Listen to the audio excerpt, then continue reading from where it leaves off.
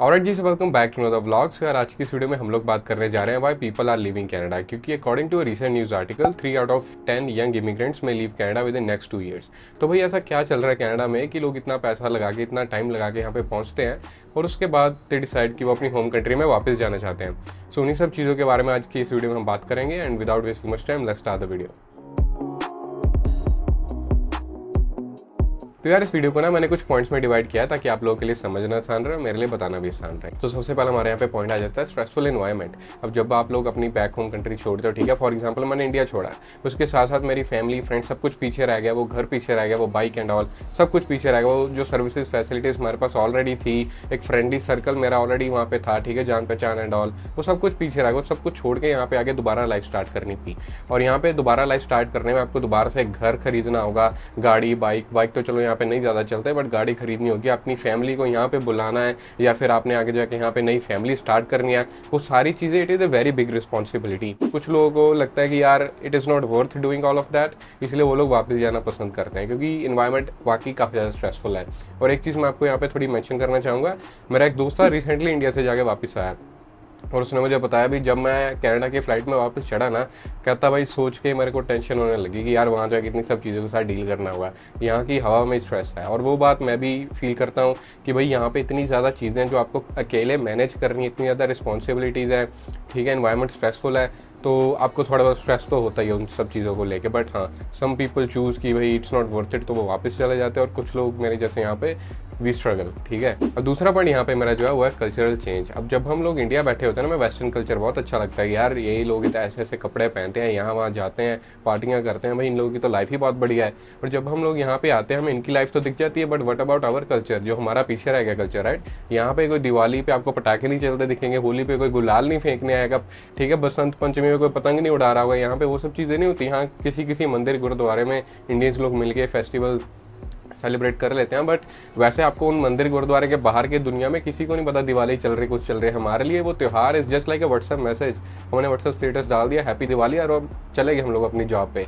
ये कल्चर यहाँ पे रहता है। तो वो लोगों को यहाँ पे आके काफ़ी बड़ा मिस आउट लगता है कि यार अपना कल्चर तो यहाँ पे है ही नहीं बिल्कुल भी। मतलब लोग काफ़ी ज़्यादा है, डाइवर्सिटी है, इंडियन पाकिस्तानी हर तरीके के लोग हैं, बट यहाँ पे ऐसे खुलेआम आप पटाखे नहीं चला रहे, आप होली नहीं मना रहे। वो फेस्टिवल आता है जाता है, आपके लिए सिर्फ एक व्हाट्सएप मैसेज या व्हाट्सएप स्टेटस की तरह होता है, भाई आपने डाला और अगले दिन ठीक है लाइफ नॉर्मल। और मैं तो मोस्टली आज तक जितने इंडियन त्यौहार रहे हो या मेरा बर्थडे एंड ऑल कोई भी स्पेशल डे रहा हो, मैं हमेशा काम पे ही होता हूँ।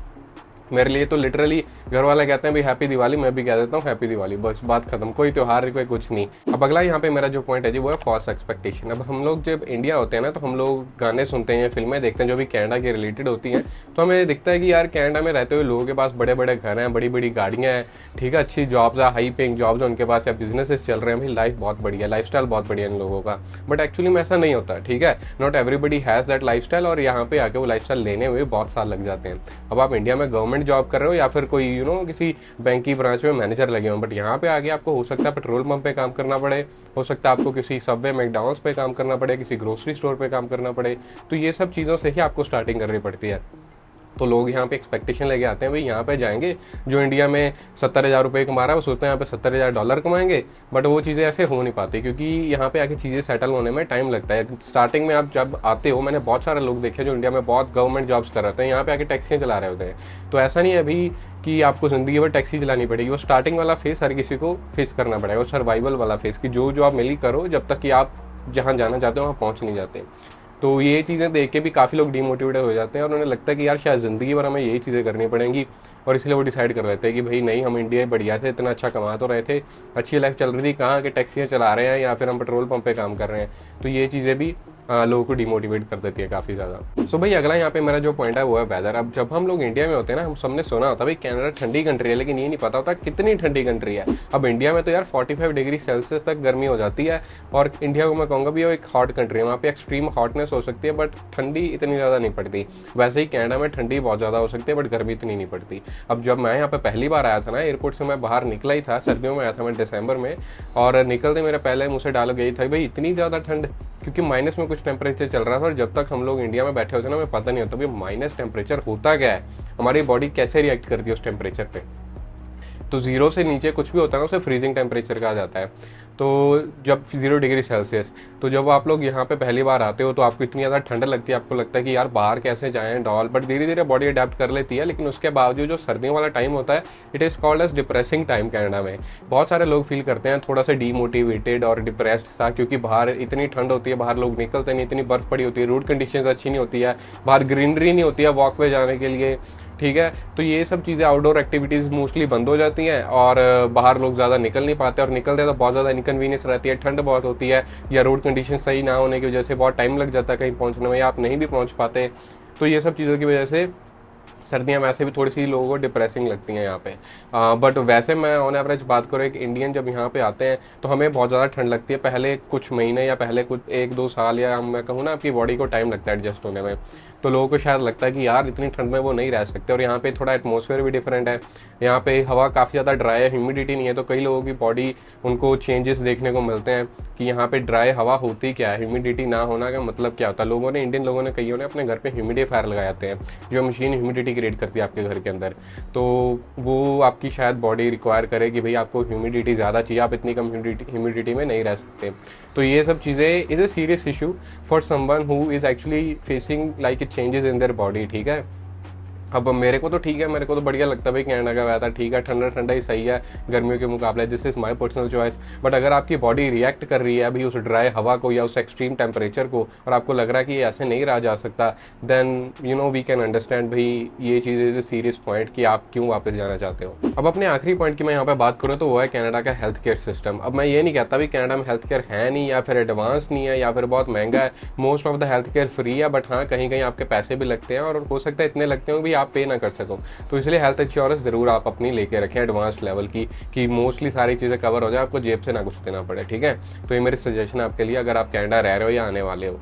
तो उसके अलावा मैं हेल्थ केयर की बात करूँ ऑन एवरेज, तो यार यहाँ का हेल्थ केयर ना एडवांस्ड होगा, बट इतना आसानी से एक्सेसिबल नहीं है जैसे इंडिया में होता है। इंडिया में होता है आपको पेट दर्द होता, कुछ होता, आप केमिस्ट की दुकान पर चले जाते हो, वही आपका हल निकाल देता है, या आपकी मम्मी आपको बता देती है भाई क्या करना है और क्या नहीं करना है। नहीं तो आप इमरजेंसी वार्ड में चले जाओ, कुछ इमरजेंसी आ गई, कुछ हो गया, साथ के साथ आपको इलाज मिल जाता है और आप you know good to go, आप बाहर निकल जाते हो। इतना ज़्यादा एक्सपेंसिव भी नहीं है भाई इंडिया का हेल्थ केयर सिस्टम। यहाँ पे अगर आपको कहीं पैसे देने पड़े तो इट इज़ वेरी एक्सपेंसिव, ठीक है। मैं एक टाइम वर्क परमिट के दौरान मैं गया था, मेरे पास उस टाइम हेल्थ कार्ड नहीं था, इमरजेंसी वार्ड में विजिट करने का 1000 कैनेडियन डॉलर्स उन्होंने चार्ज लिया था, ठीक है, सिर्फ विजिट करने का। बाकी चीज़ें तो अलग है भाई, जो इलाज करेंगे या जो भी है वो सब अलग, मतलब 60,000 इंडियन रुपीज़ विजिट करने का इमरजेंसी वार्ड में। क्योंकि मेरे पास उस टाइम हेल्थ कार्ड नहीं था प्रोविंशियल, जो सरकारी होता है फ्री होता है, बनवा लेना, मैंने उस टाइम नहीं बनवाया था। तो उतना उन्होंने कहा भाई चार्ज लगेगा। उसके बाद उन्होंने मुझे कहा भाई कुछ घंटे का वेटिंग टाइम है, कुछ घंटे आपको वहाँ बैठना होगा, फिर कोई आके देखेगा आपको क्या हुआ क्या नहीं हुआ, और फिर अगर कोई रिपोर्ट बनवानी है, कोई स्कैन करानी है, वो तो कई कई हफ्तों कई कई महीनों का वेटिंग पीरियड है।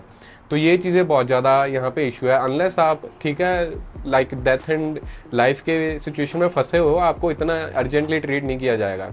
यहाँ पे मैं एक बार कॉलेज टाइम के दौरान एक हॉस्पिटल, तो क्या कहूँ, मेडिकल सेंटर ऐसा कुछ चला गया था, मेरे पास हेल्थ इंश्योरेंस थी कॉलेज की दी हुई।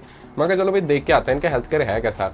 तो मैं वहाँ पे गया, मैं कहा भाई मुझे सर्दी जुकाम है, उन्होंने मुझे दवाइयाँ लिख दी कि 1 हफ्ते आराम करियो। मैं कहा भाई 1 हफ्ते सर्दी जुकाम के लिए घर थोड़ी बैठता है कोई काम कार छोड़ के।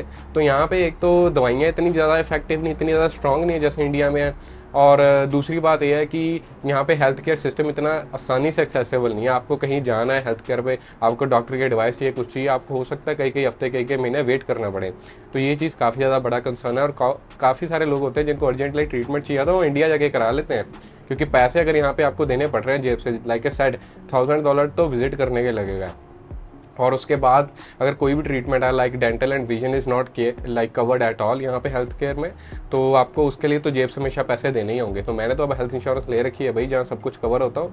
बट अगर आपको देने पड़ जाए तो इट इज़ बेटर आप इंडिया फ्लाइट करा के जाओ, 2 महीने घर वाले के साथ रहो, ट्रीटमेंट कराओ, फिर वापस आओ। एक तो घर वाले आपकी केयर भी कर लेंगे, और ऊपर से ट्रीटमेंट भी सस्ता हो जाएगा और इफेक्टिव और तेज़ होगा। तो ये चीज़ें कुछ थी जो मुझे लगा मेंशन कर देनी चाहिए इस वीडियो में। ये कुछ रीजंस है जिसकी वजह से लोग इंडिया वापस जाना पसंद करते हैं, या फिर जहाँ से वो आए हैं वो सोचते हैं भाई वापस वहीं जाना ठीक है, क्योंकि ग्लैमरस तो लगता है भाई देखना भाई कनाडा अमेरिका क्या क्या नहीं है ना।